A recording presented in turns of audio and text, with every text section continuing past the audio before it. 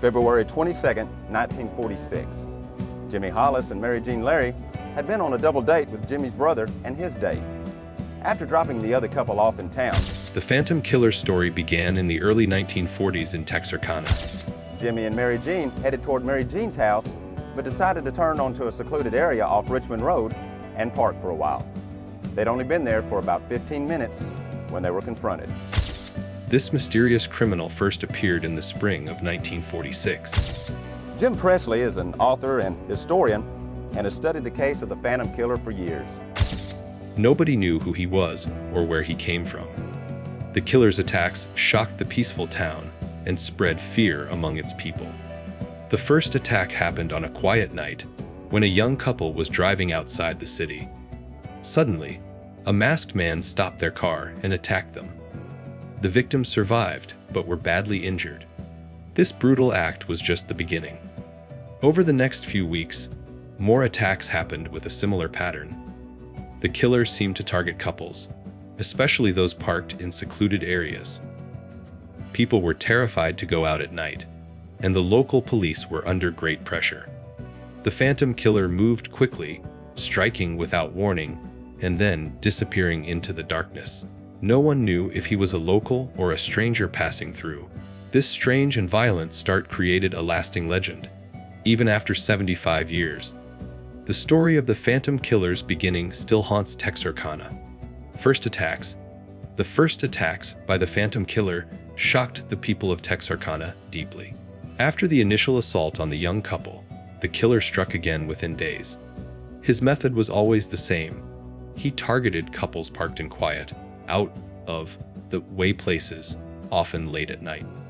One of the earliest victims was a couple sitting in a car when suddenly a dark figure appeared. The killer forced his way in and attacked them with a knife.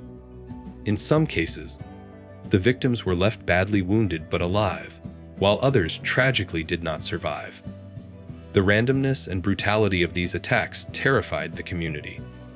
Because the attacks happened in isolated spots, the killer was able to escape quickly, leaving very little evidence behind.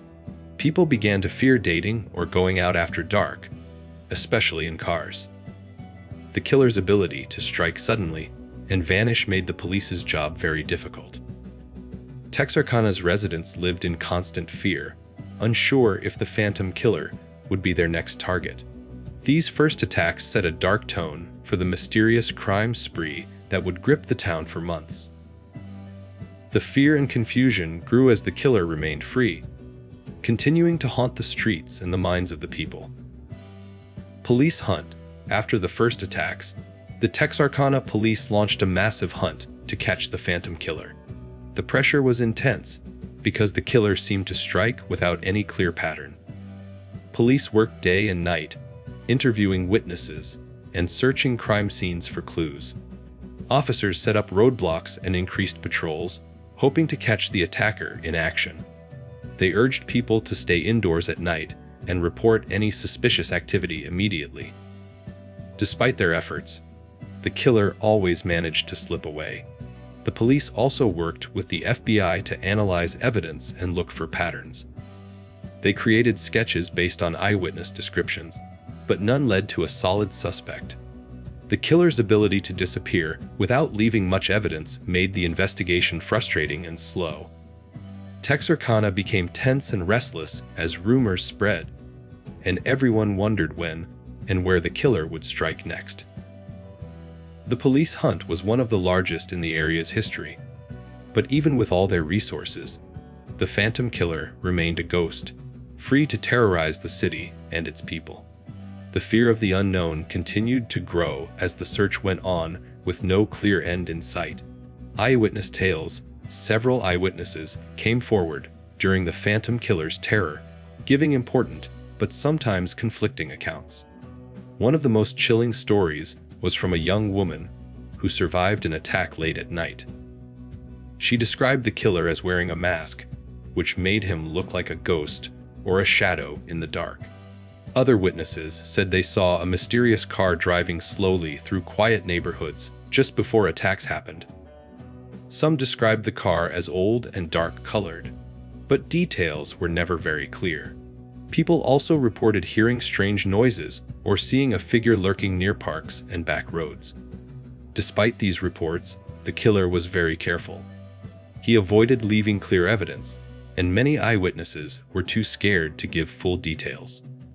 Some feared being targeted if they spoke out. The stories from survivors and witnesses helped police create rough sketches, but even those drawings did not bring the killer any closer to capture. These eyewitness tales added to the legend of the Phantom Killer, a dangerous figure who seemed almost invisible, striking fear into the hearts of Texarkana's residents. Their brave testimonies remain key pieces in understanding the mystery, but the killer's true identity stayed hidden behind the mask and the darkness. Suspects during the investigation, police questioned many suspects, but none were ever charged with the Phantom Killer crimes. One of the main suspects was a man named Yule Swinney, who was arrested for unrelated crimes and lived near the areas of the attacks. Swinney's wife even claimed he was the killer, but there was not enough evidence to prove it. Another suspect was a local man with a violent history, but again, no solid proof linked him to the murders. The police also considered outsiders and drifters passing through Texarkana, but these leads did not develop. The lack of forensic technology in 1946 made it very difficult to connect suspects to the crime scenes. Most evidence was based on eyewitness descriptions and circumstantial facts, which were not enough to make a strong case. Despite numerous theories and suspects, the Phantom Killer remained free, leaving the police frustrated and the community scared. The killer's identity stayed a mystery, fueling rumors and fear for many years. Even today, the question of who the Phantom Killer really was remains unanswered, making this case one of the most famous unsolved crimes in American history. Unsolved mystery, the killer's identity still puzzles experts and true crime fans. Many theories exist, ranging from a local man hiding in plain sight to a drifter passing through town. The lack of modern forensic tools at the time meant police had to rely mostly on witness statements and physical evidence that was often limited or contaminated. Over the years, some new information and possible suspects have come to light, but nothing conclusive enough to close the case. Legacy today, even after 75 years, the Phantom Killer of Texarkana continues to haunt the city's history and culture. The brutal crimes left a deep mark on the community, changing how people live and think about safety. Stories of the killer are still told to warn and remind residents of the terror that once gripped their town. Texarkana has become known worldwide because of this unsolved mystery. True crime fans and researchers visit the area, hoping to learn more about the case and its impact. The legend of the Phantom Killer has inspired books, movies, and podcasts that keep the story alive for new generations. Local authorities use the case as a lesson in law enforcement history, showing how far police work and forensic science have come since 1946. Today, Texarkana is a safer place, but the memory of those dark months remains strong. The Phantom Killer's legacy is a reminder of how fear and mystery can change a community forever. Even now, many still wonder who he really was and if justice will ever be served. Until then, the ghost of the Phantom Killer quietly lingers in the shadows of Texarkana, a chilling piece of true crime history. Subscribe for more! Who do you think was the Phantom Killer? Share your thoughts below. Don't miss our next video, the Isdal Woman, Norway's most chilling spy mystery!